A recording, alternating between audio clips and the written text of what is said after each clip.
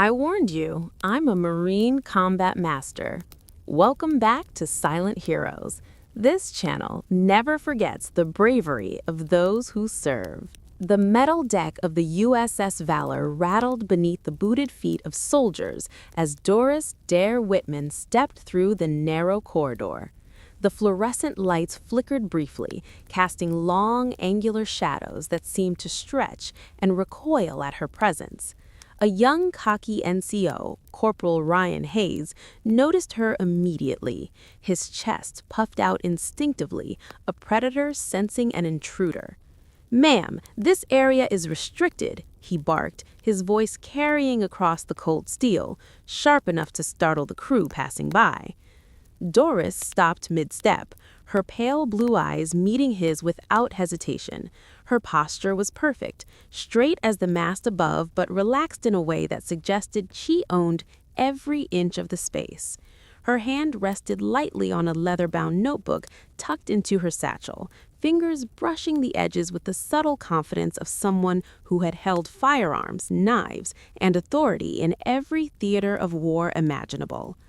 "I'm not lost, Corporal," she said, voice calm but resonating, low and deliberate, filling the corridor as if the metal itself carried her authority. Hayes blinked. The bravado faltered slightly, replaced by a flicker of uncertainty. "Oh, well, you can't be here. Operational area, strict orders. I need to see your credentials," he added, thrusting his hand forward. Doris produced a laminated pass, edges frayed from use, and handed it over. He snatched it with a practiced arrogance, scanning it dismissively. "Guests of the MEU commander? Sure, let me just call this in."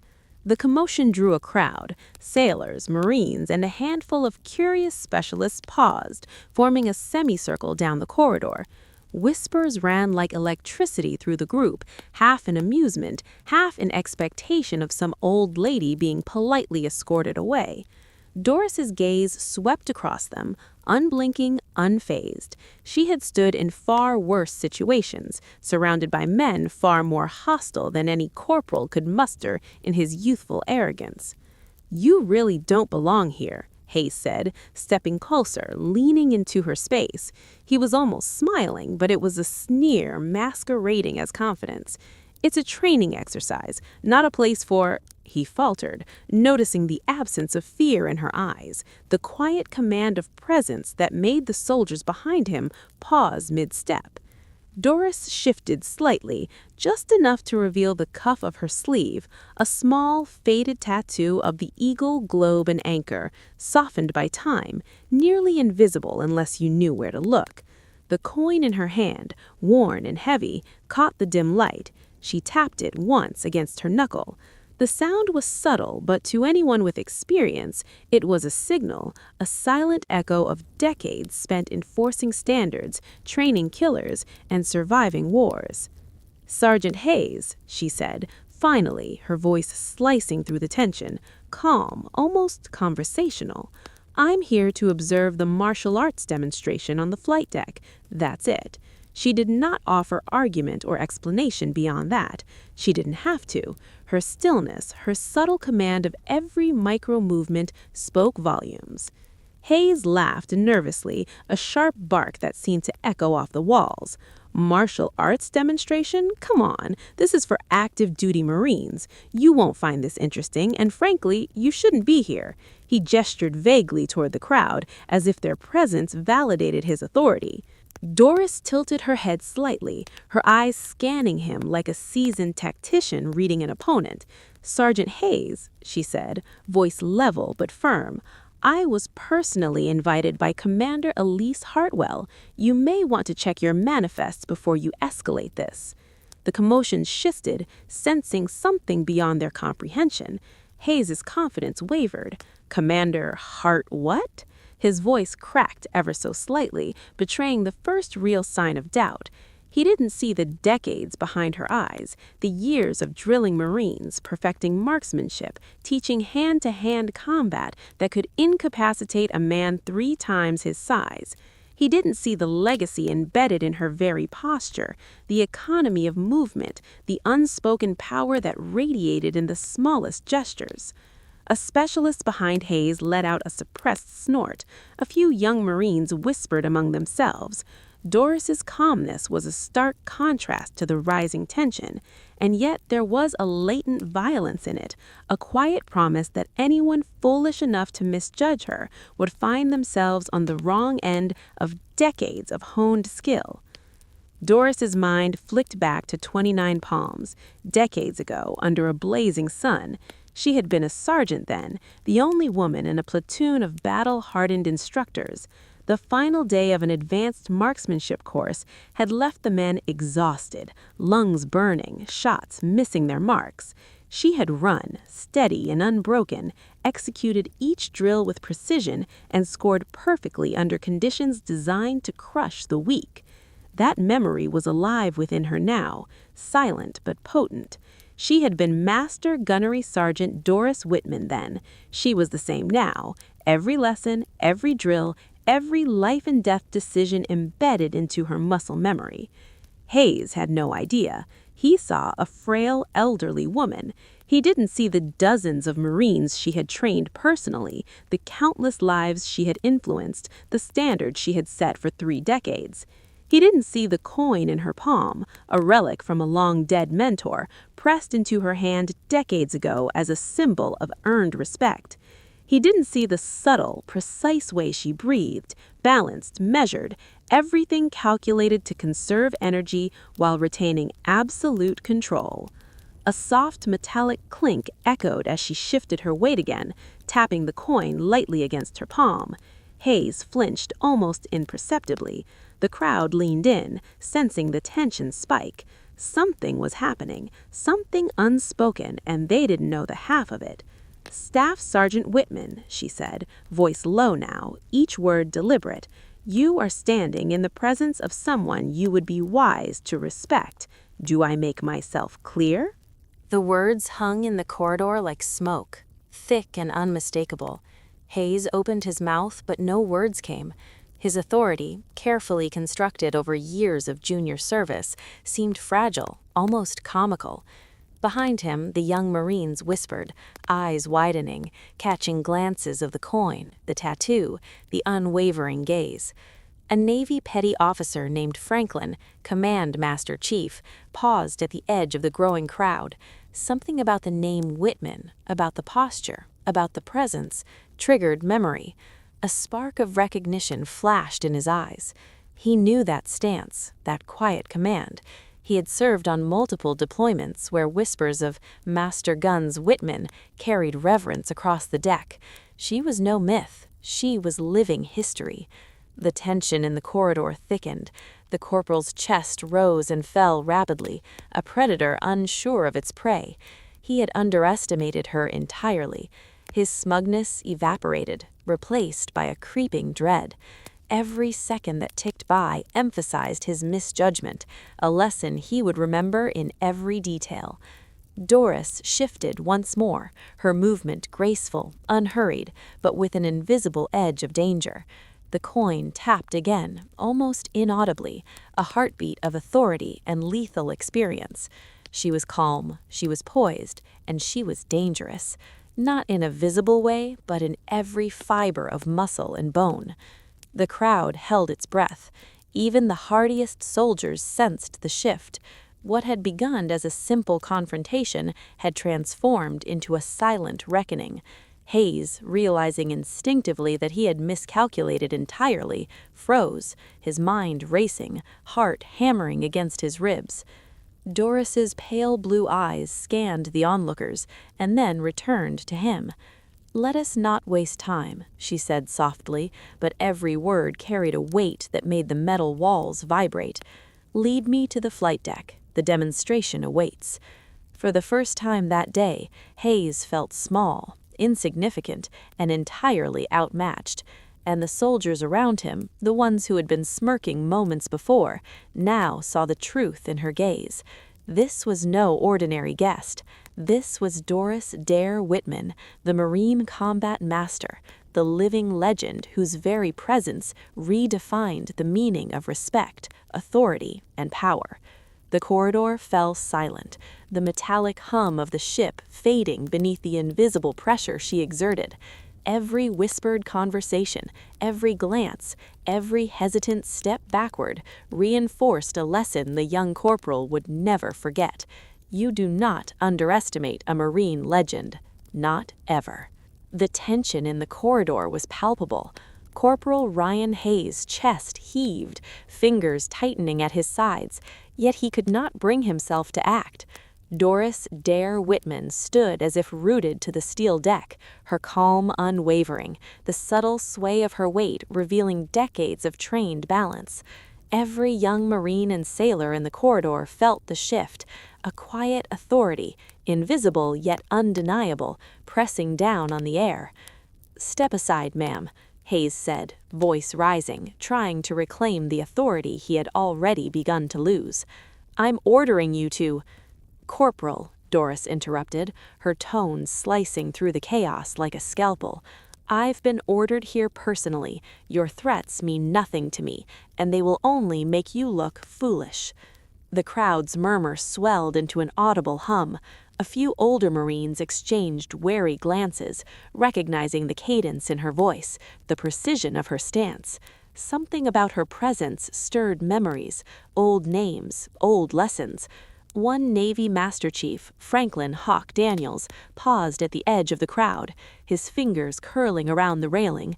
The name Whitman, the posture, the calm command, it all clicked in an instant.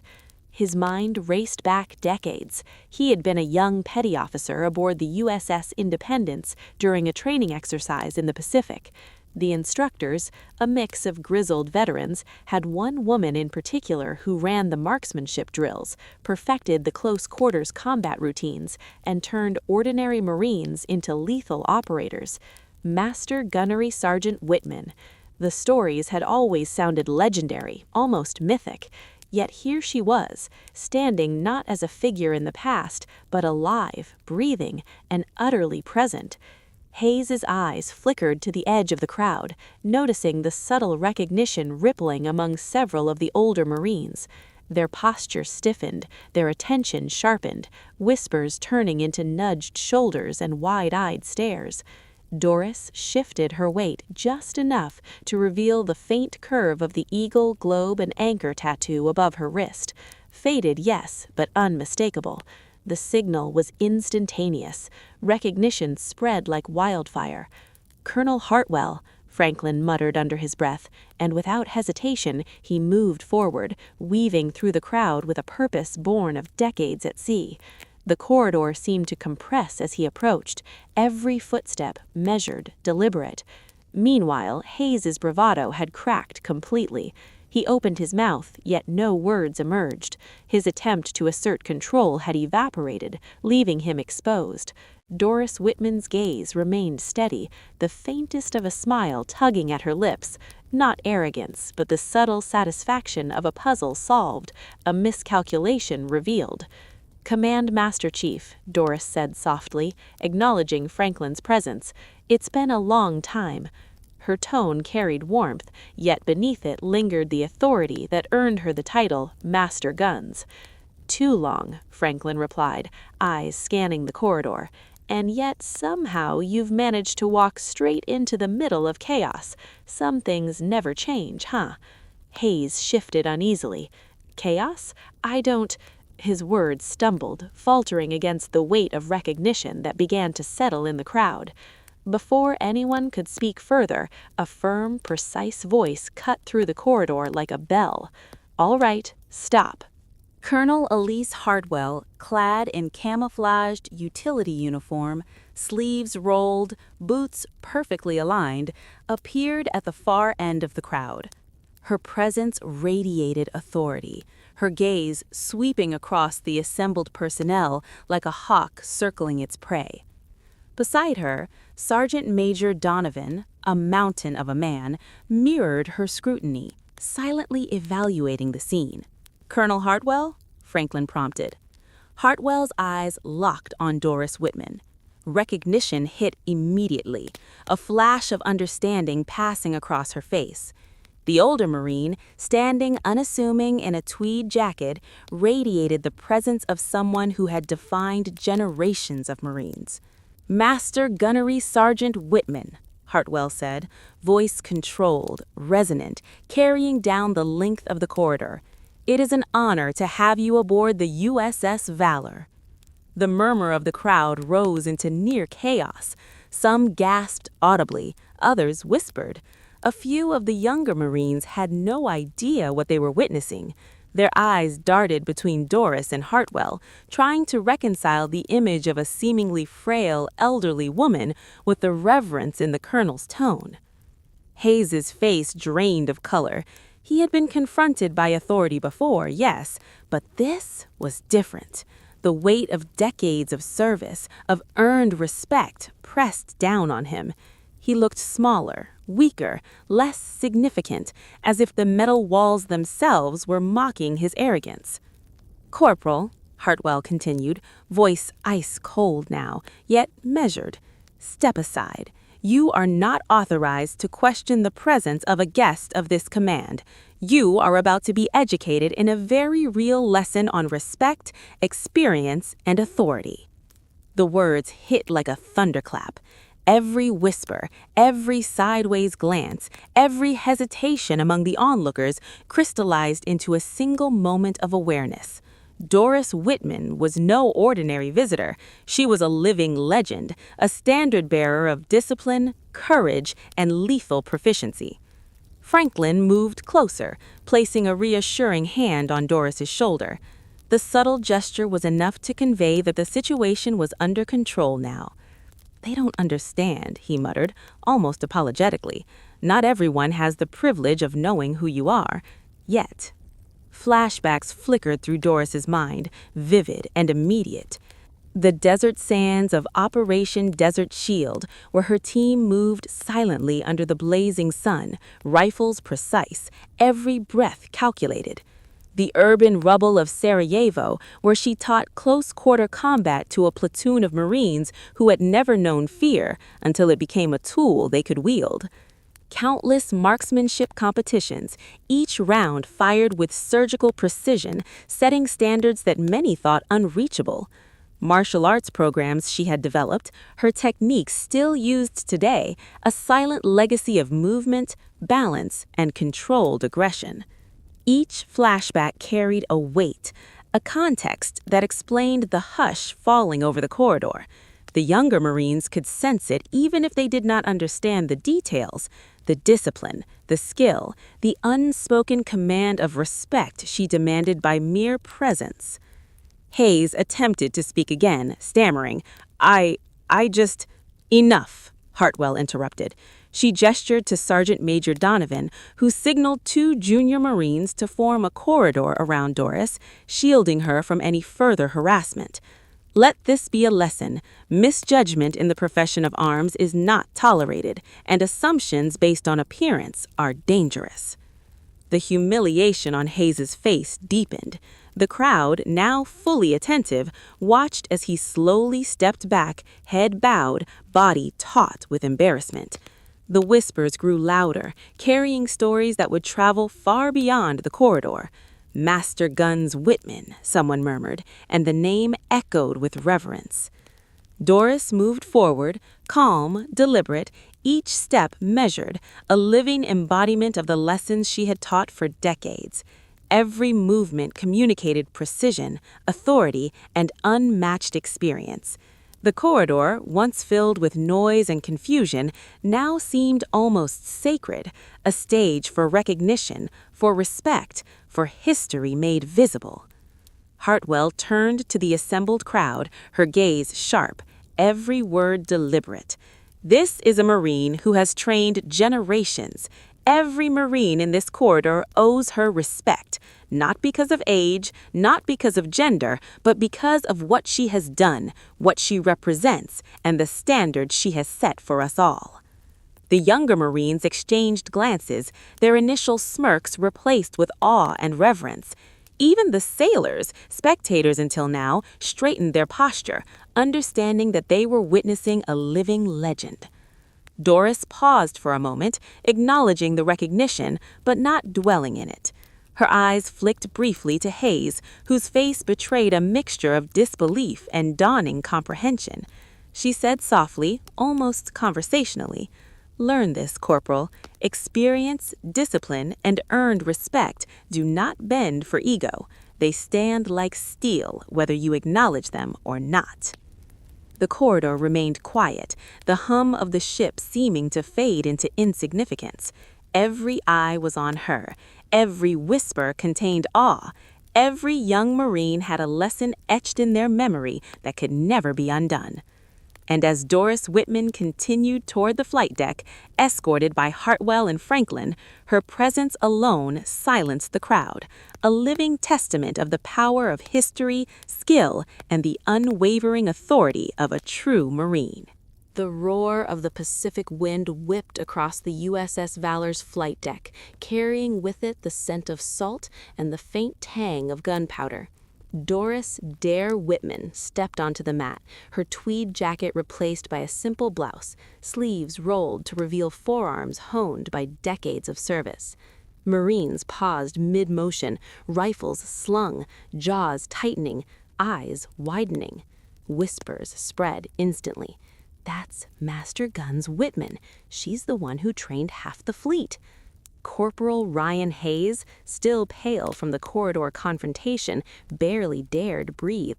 He had watched legends in videos, heard stories in the mess hall, but he had never imagined being this close to someone whose very presence demanded absolute attention. Every young Marine turned their gaze toward her, the once noisy flight deck now holding its collective breath. "Master Gunnery Sergeant," Colonel Hartwell said, voice carrying across the deck, "would you honor us with a demonstration?" Doris's lips curved into a faint, knowing smile. She stepped forward, each motion deliberate, her feet silent yet commanding.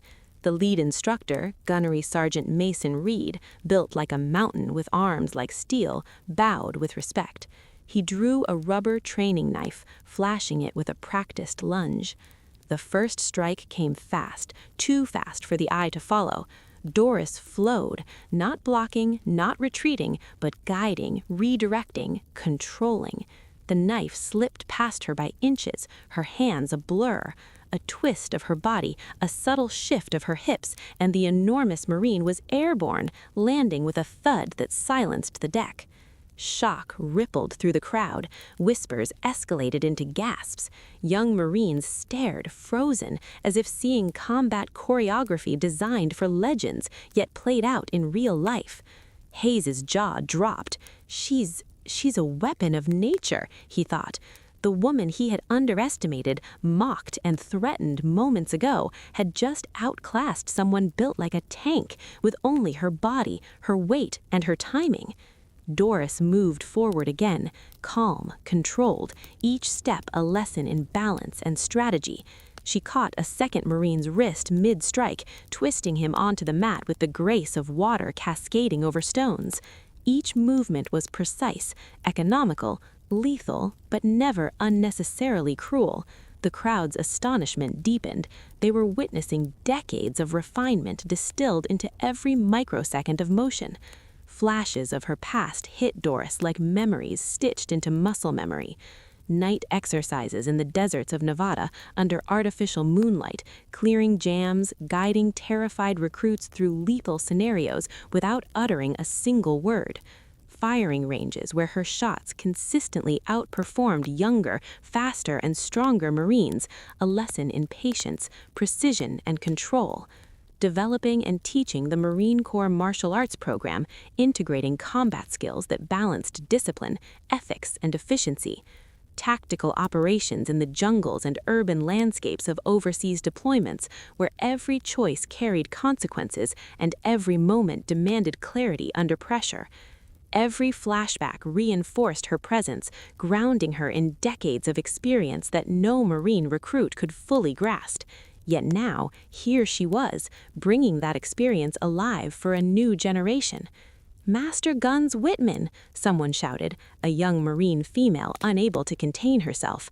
The deck erupted in applause, a mix of awe, respect, and disbelief. Her demonstration was not just skill, it was a statement.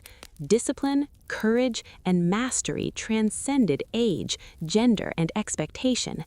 Hayes's gaze followed every movement, a combination of embarrassment and reluctant admiration washing over him. He had judged her by appearance, by age, by what he assumed were limitations. He was wrong, completely wrong. Every assumption he carried evaporated under the weight of her authority and skill. Doris finally paused, standing upright, chest forward, breathing steady. Her eyes scanned the young Marines, landing momentarily on Hayes. Her expression was calm, almost serene, but inside it carried the full weight of decades of earned wisdom. "You see, Corporal," she said, voice carrying across the deck, sharp and precise, "judgment based on appearances is dangerous. You underestimated me, not because I am incapable, but because you refused to consider the history and experience behind every individual. Respect, skill, and courage, these are not visible at first glance. They must be recognized, honored, and applied." The young Marines absorbed the lesson in real time. Each movement, each pause, each carefully measured gesture of hers was teaching far more than martial arts. It was a lesson in ethics, responsibility, and the unyielding standards that defined the Marine Corps. Colonel Hartwell stepped forward, nodding respectfully. "Master Guns Whitman, your demonstration is an invaluable reminder of why we train the way we do. The standard is not something to be bent, it is something to be upheld, regardless of the individual." Doris nodded once, modestly, her eyes softening. Then she turned to the gathered recruits, her voice carrying a warmth beneath the authority. "Every Marine who steps onto this deck, who wears this uniform, has the chance to write their own legacy. Courage, skill, and discipline are the foundation. Learn them, practice them, and never underestimate the value of experience." Hayes finally stepped forward, hesitating, head bowed. "Ma'am, Master Gun Sergeant, I apologize. What I did today was wrong. I judged you by looks, age, and assumptions. I understand now. Thank you for teaching me." Doris regarded him for a long moment. The crowd hushed completely, sensing a pivotal moment. Her gaze softened, not weakly, but with the authority of one who had seen every mistake and every triumph a Marine could make. "Corporal," she said, quiet yet resonant, "it's not enough to apologize. You must internalize the lesson. Every Marine you lead, every action you take carries consequences. Respect must be earned, yes, but it must also be given freely to those whose experience demands it. Learn from this and let it make you better." The wind whipped across the deck again, carrying salt, sun, and the hum of distant engines. Doris turned, scanning the gathered Marines. She offered small nods of encouragement, acknowledgement, subtle smiles to the recruits who had never imagined a Marine legend standing among them in real time. "Young Marines," she said, voice now soft but carrying authority, "the work you do, the courage you show, the discipline you practice, it all builds something bigger than yourselves.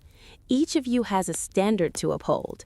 Each of you can inspire those who follow. Never forget that legacy matters, and never let appearances deceive you." Applause erupted across the deck, not just polite, not just excited, but reverent. Hayes lowered his gaze, absorbing every word, every nuance. The lesson was clear.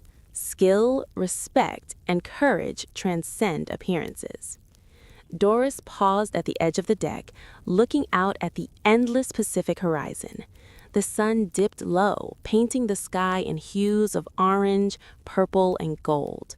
Her mind briefly flickered to decades past, the deployments, the drills, the Marines she had trained. The legacy of service stretched across time, carried in memory, in action, in the hearts of those who followed. She turned back to the crowd, now dispersing slowly, whispers of awe trailing in her wake. "This is why we serve," she said softly. almost to herself, to inspire, to teach, to uphold the standard, and to ensure that courage and discipline never fade. Colonel Hartwell approached her once more, saluting sharply. Master Guns Whitman, the deck and the ship are honored by your presence. Your demonstration today will be remembered by every Marine who watched it unfold. Doris returned the salute, perfectly measured, the embodiment of grace and authority. Her eyes scanned the young faces again, noting the awe, the curiosity, the sparks of understanding. She smiled faintly. "It is not enough to remember this day," she said. "You must live it in every action, every decision, every moment of service." The crowd slowly dispersed, leaving Doris and a few close colleagues near the railing. Hayes approached hesitantly. "Ma'am, can I ask your advice? How do I make sure I never misjudge again?" She looked at him, eyes softening further, wisdom radiating from every line of her face. "Corporal," she said, "listen more than you speak, observe more than you judge, value experience, respect skill, and uphold the standard without compromise. That is how you earn trust. That is how you inspire. That is how you lead." The wind carried her words across the deck, resonating with the young Marines and sailors, embedding itself into memory as surely as any drill or training exercise. And as the sun dipped fully beneath the horizon, painting the deck in twilight, Doris Dare Whitman, the Marine combat master, stood quietly, a living legend surrounded by the whispers and awe of a new generation, passing her legacy forward. If this story of courage, skill, and unwavering standards inspired you, if Doris Whitman's legacy touched your mind, heart, or spirit, please show your support. Hit that like button, leave a comment telling us where in the world you're watching from, and don't forget to subscribe to Silent Heroes, because this channel never forgets the bravery of those who serve, and we bring their stories to life for heroes everywhere.